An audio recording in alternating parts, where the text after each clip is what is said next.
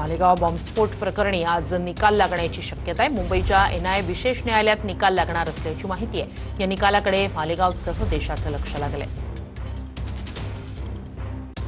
मालेगावात 29 September 2008 रोजी झालेल्या बॉम्बस्फोट प्रकरणाचा निकाल आज जाहीर होण्याची शक्यता आहे। मालेगाव बॉम्बस्फोट प्रकरणाची सुनावणी सुमारे 17 वर्षांनंतर अखेर पूर्ण झाली आहे।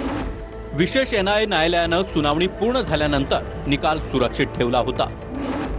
संशयित आरोपी साध्वी प्रज्ञासिंह ठाकूर यांच्यासह 7 जणांना मृत्यूदंडाची शिक्षा देण्याची मागणी आहे।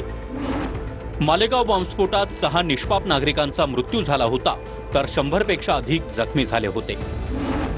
घटनास्थळी साध्वी प्रज्ञासिंह ठाकूर यांच्या मालकीची मोटरसायकल सापडली होती। यापूर्वी साध्वी प्रज्ञासिंह यांना जामीन मंजूर करण्यात आला होता।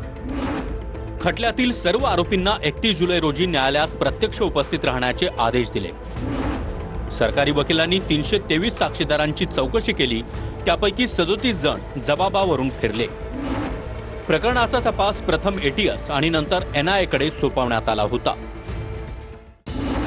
यूएपीएच्या कलम 16 दहशतवादी कृत्य आणि कलम 18 दहशतवादी षडयंत्र रचणं, आयपीएसच्या कलम 120 ब गुन्हेगारी षडयंत्र, 302 हत्या, 307 हत्येचा प्रयत्न, कलम 324 दुखापत करणं आणि कलम 153 अ 2 धार्मिक गटांमध्ये शत्रुत्व वाढवणं या कलमांतर्गत आरोप निश्चिती झाली आहे।